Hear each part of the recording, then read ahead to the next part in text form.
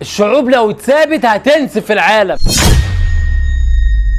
بيقول لك السوشيال ميديا مقلوبه على محمد صلاح انه ما نزلش حتى بوست يعزي فيه اهالي فلسطين، زي ما عمل مع الملكه اياها لما نزل لها بوست وعزاها. اولا محمد نزل ما نزلش مش هيحرر فلسطين، يعني في الاول وفي الاخر حد لا يملك شيء غير نفسه. هو الموضوع ان ده راجل عنده اكتر من 65 مليون متابع وكلهم من جميع الدول بيحبوه، فممكن تعاطفه يغير شيء. احنا عارفين ومتاكدين ان صلاح من جواه عايز الخير لفلسطين وانها تتحرر من ايد اللي ما يتسموش الظلم، بس الغيره على العرب والوطن والدين مش محتاجه تفكير ولا خوف على المصلحه. التصرف الطبيعي ان الواحد لما بيطلع يتكلم بيتكلم من جواه، مش بيعمل حساب للقمه العيش ولا حتى اضرار ممكن تصب عليه. المشاعر لاخواتنا الفلسطينيين بتخليك من غير تفكير ممكن ترمي نفسك في التهلوكه دفاعا عن الارض والعرب والدين. مفيش حاجه مخلده غير الوطنيه، ولا بلعب الكوره ولا بطولات رياضيه. مواقفك الوطنيه والدينيه هي اللي بتعيش وتخلي. النهارده ابو تريكه عايش في القلوب بسبب مواقفه، والنني كذلك. حتى مارادونا اللي كان بيساعد الغلابه سيرتهم ما بتجيش غير بالخير، مش لعب الكوره. المواقف هي اللي بتعيش، واحنا في ظروف دلوقتي اي حد محبوب لازم يكون ليه موقف اللي الناس كلها مستنياها منه. عايزين يشوفوا حب للعرب وللدين. احنا عارفين انك بتعمل خير وبتساعد ناس كتير، واكيد ليك دور للمساعده لاخواتنا الفلسطينيين، بس صدقني كلمتك بتفرق. كلمتك ممكن يكون ليها موقف تاني. عايز اقول لك ان بوست صغير فيه تعاطفك على الاقل يصبر اهل فلسطين من اللي هم فيه، يحسسهم انك موجود وفي ظهرهم، وانك لو تقدر تعمل هتعمل. انا عايز اقول لصلاح ان المشكله مش فيك بس، المشكله في حكام العرب ومش في الشعوب. الشعوب لو اتثابت هتنسف العالم، بس حكام العرب ليها راي تاني، ورايها بيقول ادام طيبه قلبي بعيده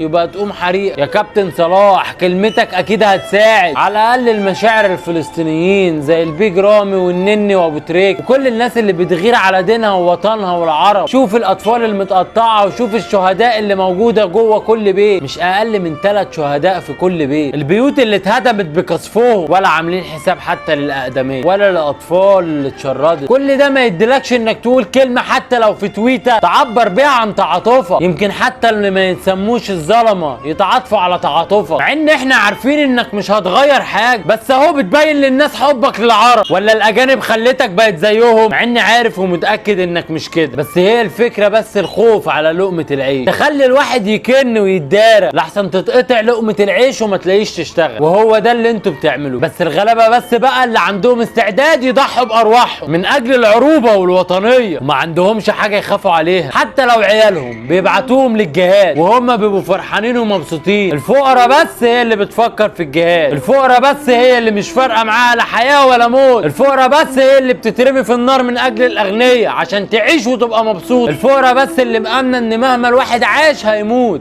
فيعيش بكرامته يا يموت احسن، الفقراء بس اللي تلاجتها ما فيهاش غير ستر ربنا ولقمتها حمد وشكر على اللي موجود، فقير بس اللي بيتحط قدام المدفع عشان يفدي وفي الاخر بتتنسب للقائد والغني وهو وراه. الفقير بس هو اللي ممكن يضحي بروحه عشان الوطن عشان يعيش ليه وللاجيال اللي جايه. كلموا يمكن كلمتكم تغير. اللسان اقوى من السلاح. عبروا عن وطنيتكم وحبكم لاخواتكم العرب، حسسوهم ان الامل قادم، ان هيجي يوم وهنبقى في ظهرهم وهنبقى قدامهم ونفديهم ونفدي ارضهم ارض العرب. وربنا ينصرك يا فلسطين وتتحرري من اللي ما يتسموش، وحسبي الله ونعم الوكيل. وانت مش محتاج بقى اقول لك هتعمل ايه عشان الفيديو ده يوصل له، تنساش ابعتها له.